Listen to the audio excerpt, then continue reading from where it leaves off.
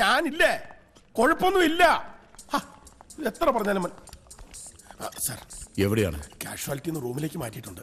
Doctor കുഴപ്പമൊന്നും ഇല്ലെന്നാ പറഞ്ഞത്. രാവിലെ പുഴക്കര വെച്ച് മീൻ പിടിക്കാൻ പോയവരെ കണ്ടത്. ബോധം കെട്ട് കിടക്കുമായിരുന്നു.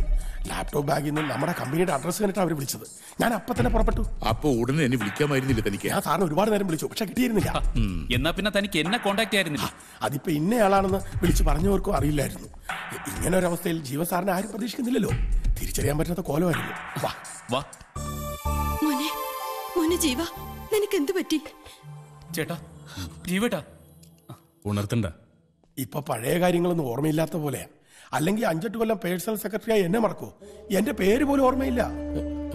ഇവരൊക്കെ ഞാൻ ഒരുപാട് നേരം ചോദിച്ചു നോക്കി, അദ്ദേഹത്തിന് ഒന്നും ഓർമ്മയില്ല.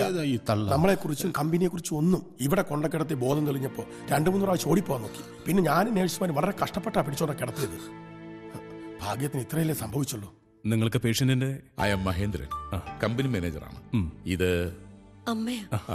ഇത് ബ്രദറാണ്. Hello doctor. Hello, I am Vijay. ഞാൻ നകുലൻ, ഡ്രൈവർ.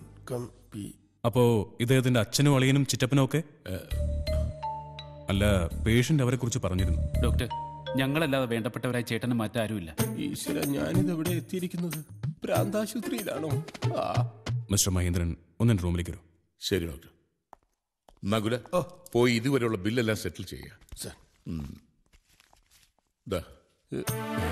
കാശുള്ള ടീമ ഇനി ഇവിടെ വിട്ടു പോകുന്നില്ല.